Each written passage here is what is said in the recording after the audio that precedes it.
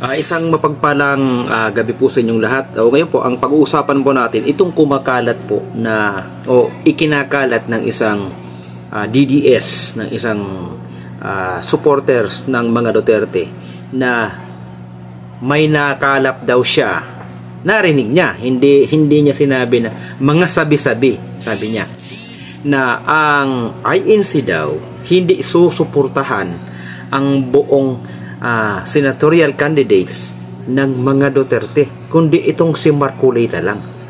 Ang nakapagtataka, isipin nyo, kami nga ng mga Iglesia ni Cristo, kami nga ng mga kaanib, kami na mga may tungkulin, hindi pa nga po namin alam kung ano yung pagkakaisahan ng pamamahala, pero ito, nagpapakalat na agad ng mga sabi-sabi. Hindi natin alam kung saan niya napulot o narinig yan.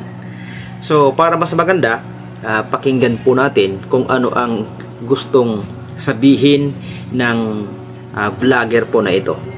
Huwag po agad tayong maniniwala sa mga sabi-sabi. Ano po? So, mas maganda ay pakinggan natin siya. O, ito. O, paano to? Mga kapwa ko ka-DDS around the world, meron pong nakakalungkot po na usap-usapan po ngayon sa social media. Ang sabi-sabi po, mga kababayan, di umano, hindi daw po susuportahan ng mga kapatid nating Iglesia ni Cristo ang Duterte, kundi itong kanilang nag-iisang kaanib lamang daw po ang kanilang handang suportaan, walang iba kundi si Congressman Rodante Marcolita, na tayo, buong mundo, maging ang Kingdom of Jesus Christ na mayroon pong bilang na 7 million, handa pong sumuporta kay Congressman Rodante Marcolita. Ito, lilinawin ko lamang po, mga kababayan, hindi pa po ito opisyal na pahayag ng kanilang tagapamahalang pangkalahatan. So, narinig yung mga mahal na kababayan, siya mismo nagsabi, hindi pa yun opisyal na pahayag. May naririnig lang siya. Sana, wag agad maniwala yung taong bayan. Kasi nga, malalaman din yan kapag araw na po ng halalan, kung sino po yung pagkakaisahan ng Iglesia ni Cristo. Sasabihin niya ng pamamahala sa pamamagitan ng mga may tungkulin. Sasabihin yan, pero sasabihin ko sa inyo, hindi yan malalaman malalaman lang yan kapag lumabas na. Ang unang makakaalam dyan, mga mahal na kababayan, syempre ini-inform din kasi sila ng pamamahala kung talagang sila napasyahan o hindi. Kinocongratulate din sila. Kaya wala pa pong pahayag, wala pa pong balita tungkol po dyan. Huwag po muna tayong manguna sa pamamahala po ng iglesia. Ganun lang po yun. Huwag po agad tayong maniwala sa mga sabi-sabi. Kung basta kami, kung ano yung pasyahan ng pamamahala, doon po kami. Tutuloy po natin. Aaring sabi-sabi lamang po ito, yun, mga kababayan. Malay natin, itong di umano'y iglesia na nagpapakalat nitong 99% ng mga nakatatong ito, malay natin baka bangag pala yun. Ibig sabihin ba, supporter pala ni bangag yun, mga kababayan. At hindi lang, mga mahal kababayan, ganun marami din kasing gustong sumira po sa Iglesia ni Cristo. Baka hindi natin alam, baka yung mga naitiwalag or mga yung wala na sa kahalalan na itiniwalag, tapos may galit sa pamamahala at gumagawa lang ng kwento. Hindi po agad tayo maniwala sa mga ganun. Malalaman din po ninyo yan kasi ang Iglesia ni Cristo po, sumusunod po yan sa pamahalaan. At nire-respeto niyan lalo na yung halalan. Iginagalang yan ang pamamahala. At lahat maging ng Iglesia ni Cristo po, iginagalang po yan. Kaya nga po, nagpapasako po kami sa pamahalaan. So wag po agad tayong maniniwala po doon. Itutuloy po natin ang panonood. Nananakot lang. No? Kaya nga, hindi pa po ito opisyal. Mag-aantabay po tayo, mga kababayan, kung kailan po maglalabas ng statement. Di ba? Lagi naman natin inaabangan yan kung sino ang i-endorso, no? O ang tutulungan ng ating mga kapatid na Iglesia ni Cristo. Kanino ko naman po nalaman ito? Walang iba po, mga kababayan, kundi sa ampon ko na si Dabawenyo PH, mga kababayan. Meron di umanong nagmensahe sa kanya na isa din nakaanib sa Iglesia ni Cristo. At yun nga ang sabi sa kanya, tanging si Marcoleta lamang ang susuportahan. Ngayon, pwede po natin makausap, mga kababayan, si Dabawenyo PH para siya ho mismo ang magsabi sa inyo kung paano po pagkakasabi sa kanya nitong kanyang subscriber nakaanib po ng Iglesia ni Cristo. Ito na, kausap. Mga mahal na kababayan, huwag po kayong maniwala dyan. Huwag po kayong maniwala dyan. Hindi po yan totoo. Hindi po yan totoo. Kung may sasabihin man kung may ipapaalam man ang pamamahala sa kabuuan po ng Iglesia, ay pinaparaan po yan sa mga circular. At wala pa pong bilin na ganun. Wala po. Kaya wag po kayong maniwala dyan. Fake news po yan. Sige, itutuloy natin. Kapit po natin yung aking ampon, mga kababayan, na arang kahabig na yata ito ni Baldo. Puka rito, dalihan mo na, huwag ka na magpapugi. Dahil nag-iintay sila sa'yo, bihira ka naman, o paano ba pagkakasabi sa'yo? Hindi, ibasahin na natin dito. May message. Nasa messenger pala. Para klaro nga naman. Ayan o. Ipakita namin sa inyo, pero hindi namin ilalagay dyan sa screen, ha. Ayan. Okay. Basahin na natin. Basahin natin, sige. Ano? Nagpatawag na INC dito sa amin. Dala kami. Ang biniling lang ay si Marcoleta. Binilin. Nagpatawag na INC dito sa amin. Dala kami. Ang binilin lang ay si Marcoleta. So, yun hindi namin pwede ipakita para ma-protectionan po natin itong nagmensahe, mga kababayan. Pinakita ko naman sa inyo, di ba? So, ano pa sabi? Sabi nung nag-reply, nagulat. Lo, sabing ganon. Confirm. Ang sabing ganon. Meron pa isa, tay. Meron pa isa. Meron pa isa, di marami pala to. Siyempre, kailangan natin siguraduhin. Para marami tayong Ito pa isa. Sabi naman dito, hindi daw invited yung ibang senator sa event ni Congressman Marcoleta. Yan, sabi dito. So, kapag mayroong event si Congressman Marcoleta, siya lang talaga.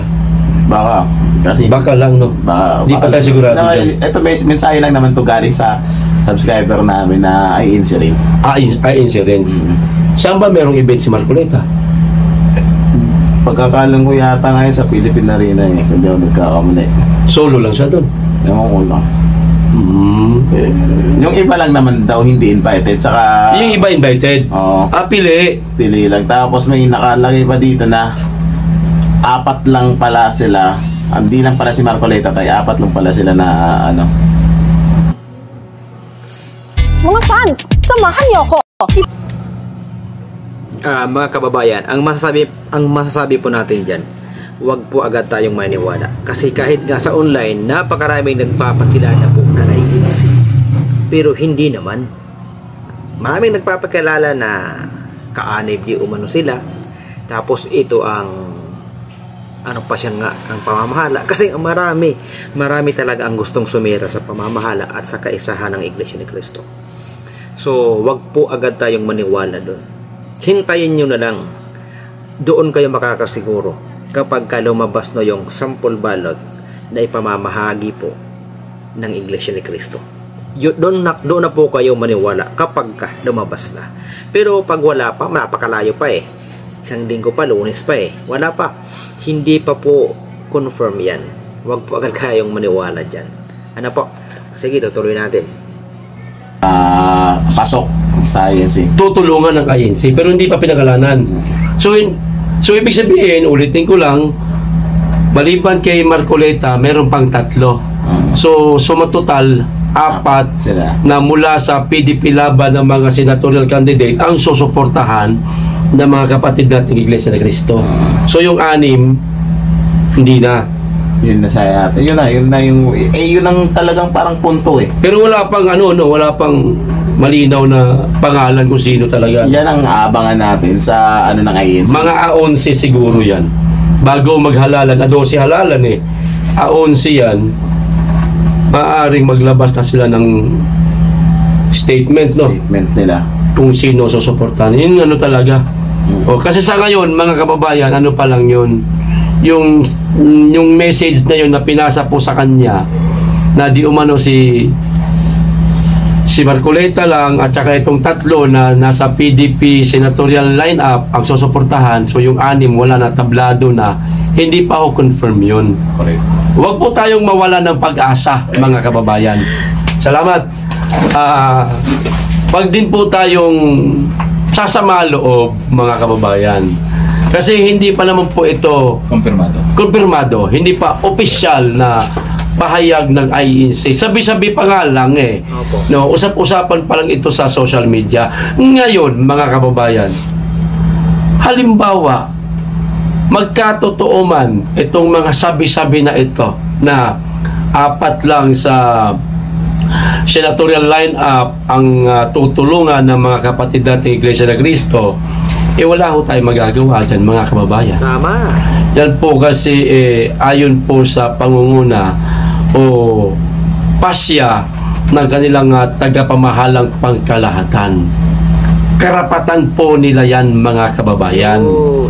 No, wala ho tayong magagawa. Hindi ho tayo maaaring magpumilit sa kanila na please, mga kapatid naming Iglesia ni Cristo, huwag nyo nang bitawan itong 6. Isama nyo na po doon sa 4. Hindi ho natin maaaring gawin yan, mga kababayan.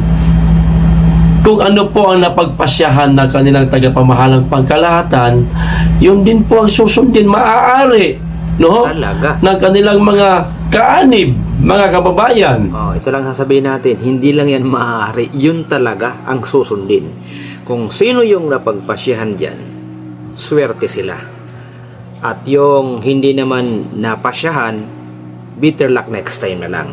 Gano'n lang naman po yun. Wala lang samaan ng loob. Ano po? Wala lang samaan ng loob. Kasi kami ng mga kaanib, kung ano yung itinagubilin at ipinalabas at gustong mangyari ng pamamahala, yun lang ang susundin namin. Dahil nga, yung kaisahan, yun ang pinakamahalaga po sa amin. At yung pagsunod sa namamahala po sa amin.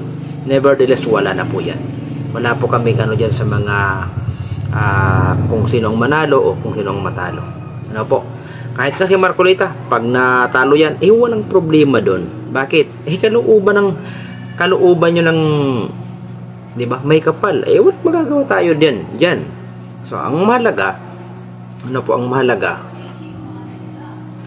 ay naiintindihan natin na ganyan talaga sa larangan ng politika, may panalo, may talo.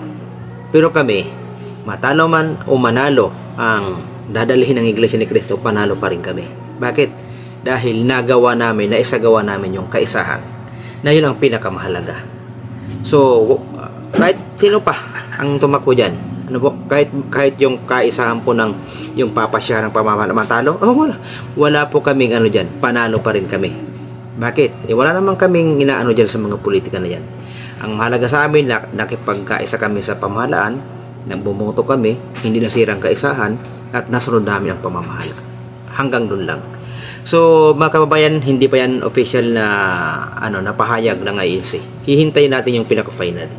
At malalaman din ng taong bayan yan. So, hihintayin po natin yun. Kung sino mapasyahan, di maganda, swerte, papalan sila. Kung yung hindi mapasyahan, wag magagalit, wag malulungkot. May susunod pa naman. Baka sa susunod, kayo na rin mapasyahan. So hanggang yun na lamang muna at maraming salamat at sa lahat po ng mga kapatid sa buong mundo, mag-iingat po tayo at huwag nating sisirain ang kaisahan ng iglesia. Yun lang. At huwag kayong susubok na tatanggap ng anuman pabor sa politika dahil ikatitiwalag nyo yan.